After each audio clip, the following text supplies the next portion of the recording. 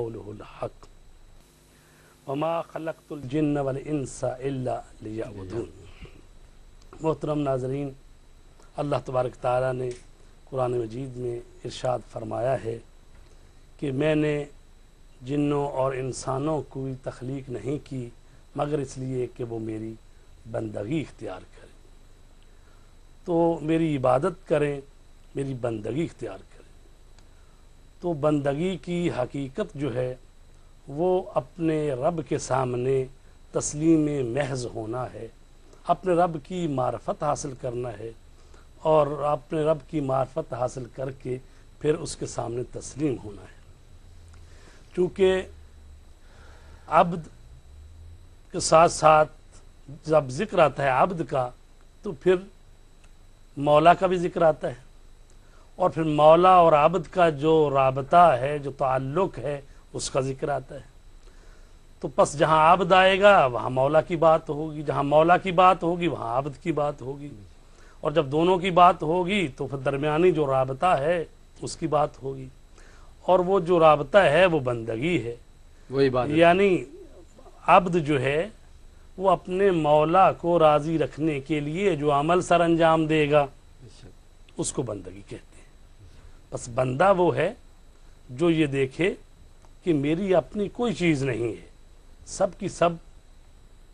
اللہ تبارک تعالیٰ کے لیے۔ اور ہم دیکھتے ہیں کہ جب یہ غلام اور کنیزوں کا دور تھا تو اس وقت بھی یہی تھا کہ جو مالک ہوتا تھا اس نے اپنے غلام کو خریدا ہوتا تھا، بندہ جو ہوتا تھا، اور وہ بندہ اپنا پورا وجود جو ہے وہ اپنے وجود کا بھی مالک نہیں ہوتا تھا بلکہ اس کے وجود کو اس نے خریدا ہوتا تھا، اور اب جو بھی وہ عمل انجام دیتا تھا، جو کام کرتا تھا، وہ اپنے مولا کے لیے کرتا تھا۔ تو پس عبد کی حقیقت یہ ہے کہ اس کا اپنا وجود بھی اپنا نہیں ہے، اور جو کام کرے گا وہ بھی اس کا اپنا نہیں ہے۔ تو پس بندگی کی حقیقت یہ ہے کہ انسان جو ہے سب سے پہلے تو اپنے مولا کی معرفت حاصل کرے، کیونکہ جب تک معرفت حاصل نہیں کرتا، پہچان نہیں کرتا اپنے اللہ کی، اپنے رب کی، اس وقت تک عبادت نہیں کر سکتا۔ کیونکہ حقیقی معنی میں عبادت تبھی ہو سکتی ہے جب تک اپنے اللہ کی معرفت حاصل کرے، کیونکہ میں یہ عبادت کس کی کر رہا ہوں، جی کس کی عبادت کر رہا ہوں۔ چنانچہ ہم روایات میں پڑھتے ہیں، فرمایا گیا ان اللہ عز وجل ما خلق العباد الا لیعرفوہ فاذا عرفوہ عبدوہ۔ اللہ نے اپنے بندوں کو خلق کیا تاکہ وہ اس کو پہچانے، اس کی معرفت حاصل کریں۔ فاذا عرفوہ، جب اس کی معرفت حاصل کر لیں گے تو پھر اس کی عبادت اور بندگی کریں گے۔ تو لہٰذا جب وہ بندہ جو ہے یہ جانتا ہی نہ ہو کہ میرا مولا کس چیز سے راضی ہوتا ہے، کس چیز سے ناراض ہوتا ہے، وہ کیا چاہتا ہے، اس کی منشا کیا ہے، اس کی معیشت کیا ہے، جب اس کو سمجھے گا ہی نہیں، اس کی معرفت حاصل نہیں کرے گا تو لہٰذا کما حقہ اس کی بندگی اختیار نہیں کر سکتا۔ تو لہٰذا انسان جو ہے اس کو اپنی حقیقت کو بھی پہچاننا چاہیے، چونکہ خود رسول کریم اور حضرت علی علیہ السلام اور اسی طرح باقی ائمہ سے بھی یہ حدیث ہے، من عرف نفسہ فقد عرف ربہ، جس نے اپنے آپ کو پہچان لیا اس نے اپنے رب کو پہچان لیا۔ تو لہٰذا انسان جب تک اپنی معرفت حاصل نہ کرے، اور اگر وہ یہ سمجھتا ہے کہ میں کچھ ہے ہوں تو پھر وہ اپنے مولا کی حقیقت نہیں سمجھ سکتا۔ لیکن اگر وہ یہ سمجھے کہ نہیں، میں جو کچھ ہوں، میرا وجود، ہر چیز جو میرے ہاتھ میں ہے، جو میرے ہاتھ میں نعمتیں ہیں، سب کی سب اللہ تبارک تعالیٰ کی طرف سے ہیں، اور اس کو یہ مالک حقیقی سمجھتا ہے، پس جب اس کو مالک حقیقی سمجھے گا، اِنَّ لِلَّهِ وَإِنَّا إِلَيْهِ رَاجِعُونَ کی حقیقت کو سمجھ لے گا کہ جو کچھ ہے اللہ کی ملکیت ہے، اللہ کی طرف سے ہے۔ پس ہر وہ مالک جو کسی چیز کا مالک ہوتا وہ چاہتا ہے کہ اس میں حق کے تصرف وہ رکھے، یعنی وہ جس طریقے سے چاہے اسی طریقے سے ہی عمل کیا جائے۔ پس حق کے بندگی اور عبودیت یہ ہے کہ انسان اپنی شناخت کرے اور یہ سمجھے کہ میں اللہ تبارک تعالیٰ کی ملکیت ہوں، اللہ میرا مالک ہے۔ جب اللہ مالک ہے تو ظاہر ہے وہ اپنی بندگی کی حقیقت کو سمجھے گا۔ کر رہا تھا کہ جو حدیث ہے من عرف نفسہ فقد عرف ربہ، جس نے اپنے آپ کو پہچان لیا اس نے اپنے رب کو پہچان لیا۔ سورہ حشر میں ہے وَلَا تَكُونُوا كَالَّذِينَ نَسُوا اللَّهَ فَأَنسَاهُمْ أَنفُسَهُمْ أُولَٰئِكَ هُمُ الْفَاسِقُونَ، تم ان لوگوں کی طرح نہ ہو جاؤ جنہوں نے اللہ کو فراموش کر دیا، تو اللہ نے بھی انہیں خود فراموشی میں چھوڑ دیا یا فراموشی کا شکار کر دیا، اور وہ فاسق اور گناہگار ہے۔ تو بندگی کا تقاضا یہ ہے کہ ہر وقت اللہ کی یاد میں انسان رہے، اللہ کی حاکمیت کو تسلیم کرتا رہے، ہر شعبے میں، ہر جہاں بھی ہو۔ تو انسان کی حقیقت جو ہے وہ دوسری مخلوقات سے جدا ہے۔ ہم دیکھتے ہیں کہ اللہ تبارک تعالیٰ نے شجر کو پیدا کیا تو اس کو مکمل شجریت دے دی،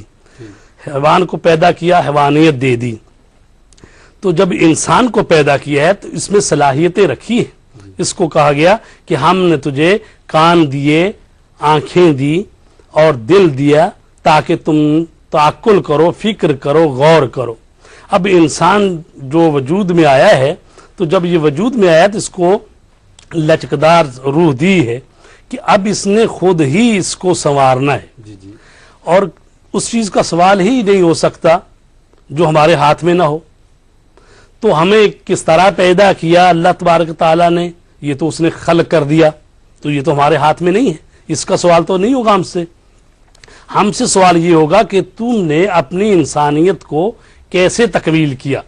تو لہٰذا انسان کو اللہ تبارک تعالیٰ نے قوہ علمی بھی دی ہے، قوہ عملی بھی دی ہے۔ اب اس کے ہاتھ میں یہ دونوں طاقتیں دی ہیں،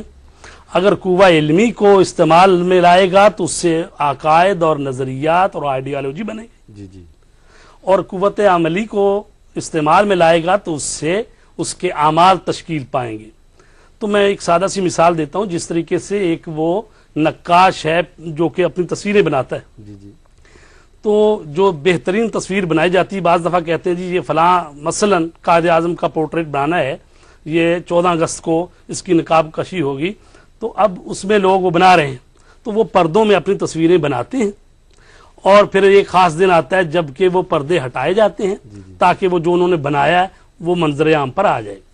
تو انسان جو ہے، ہر انسان کے ہاتھ میں اللہ تبارک تعالیٰ نے سمجھے 2 برش دے دیے ہیں، ایک برش علم کا ہے، ایک عمل کا ہے، قوت علمی بھی ہے، قوت عملی بھی ہے۔ اب وہ خود ان دونوں سے اپنی تصویر بنا رہا ہے، تو بنا رہا ہے تصویر، اور قیامت کا دن جب ہوگا یوم تبلی السرائر، جس کو کہا گیا ایک نام ہے قیامت کا کہ جس دن پردے ہٹا دیے جائیں گے، تو اس دن جب پردے ہٹا دیے جائیں گے تو انسان کی وہ تصویر جو اس نے اپنے ہاتھوں سے بنائی ہے، وہ انسانیت جو اس نے اپنے ہاتھوں سے تکمیل کی ہے، ہر انسان جو ہے اس دن جس دن پردے ہٹیں گے وہ دیکھ لے گا۔ تو لہٰذا انسان جو ہے، آپ کا سوال یہ تھا کہ انسان کو علم رکھتے ہوئے بھی پھر کیوں ان خواہشات کی طرف جاتا ہے۔ قرآن مجید میں ہے افرأیت من اتخذ الہہ ہواہ، کیا تو نے دیکھا اس شخص کو کہ جس نے اپنی ہوائے نفس کو، اپنی خواہشات کو اپنا خدا بنا لیا ہے۔ تو انسان اگر اللہ کی صحیح معرفت نہ رکھے گا تو پھر وہ اپنی خواہشات کے سامنے جھک جاتا ہے۔ تو جب اپنی خواہشات کی پیروی کرتا ہے تو اس کا مطلب ہے وہ اللہ کے حکم کو چھوڑ کر اپنی خواہشات کے سامنے جھکتا ہے۔ جب خواہشات کے سامنے جھکتا ہے تو اس نے اپنی خواہشات کو اپنا رب بنا لیا۔ تو پس انسان جو ہے، جو بھی اللہ کے احکام کے سامنے سر تسلیم نہیں رہتا، اپنی خواہشوں کے سامنے، اپنی اولاد کی محبت میں، اپنی بیوی کی محبت میں، اپنے وطن کی محبت میں، کوئی بھی محبت جو اللہ کی محبت سے غالب آ جائے تو سمجھے اس نے اس محبت کو اپنا خدا بنا لیا ہے، اپنی خواہشوں کو اپنا خدا بنا لیا ہے۔ تو قیامت کے دن رسول کریم نے فرمایا ہر شخص اس چیز کے ساتھ محشور ہوگا جس سے وہ محبت کرتا ہے۔ اگر وہ اللہ سے محبت کرتا ہے، شدید محبت، تو وہ اس طرح محشور ہوگا۔ اگر وہ جس چیز سے محبت کرتا ہے اپنی خواہشوں کے ساتھ، اور جیسا کہ مولانا صاحب فرمایا یہ بڑا خشک سا موضوع ہے، اور دیکھیے انسان کی حقیقت اور اللہ سے جو تعلق ہے، خود ہی آپ نے فرمایا حقیقت ہی یہی ہے۔ تو اس پر میں مولا علی علیہ السلام کے 3 ہیں وہ اشعار، فرماتے ہیں کفا بعزن ان اکون لکا عبدن، اے اللہ میری عزت کے لیے یہی کافی ہے کہ میں تیرا بندہ بے شک وکفا بفخرن ان تکون علی ربن، اور میری فخر اور عزت کے لیے یہی کافی ہے کہ تو میرا رب تو میرا رب ہے، بے شک انت کما احب، تو میرا ایسا پروردگار ہے جیسا کہ علی چاہتا ہے کہ اس کا پروردگار ہو، بے شک فجعلنی کما تحب، پس مجھے ایسا بنا دے جیسا تو چاہتا ہے۔ تو یہ بندگی حقیقت میں یہی ہر چیز کے لیے معراج ہے۔ اگر انسان کے پاس بندگی نہیں ہے تو بے بندگی شرمندگی ہے۔ جی تو اگر انسان اس کو سمجھ لے کہ کس طرح مجھے اپنے رب کو راضی کرنا ہے، کس طرح مجھے اللہ کا قرب حاصل کرنا ہے، تو پھر اس کی زندگی کا مقصد اور ہدف جو ہے وہ پورا ہو جاتا ہے۔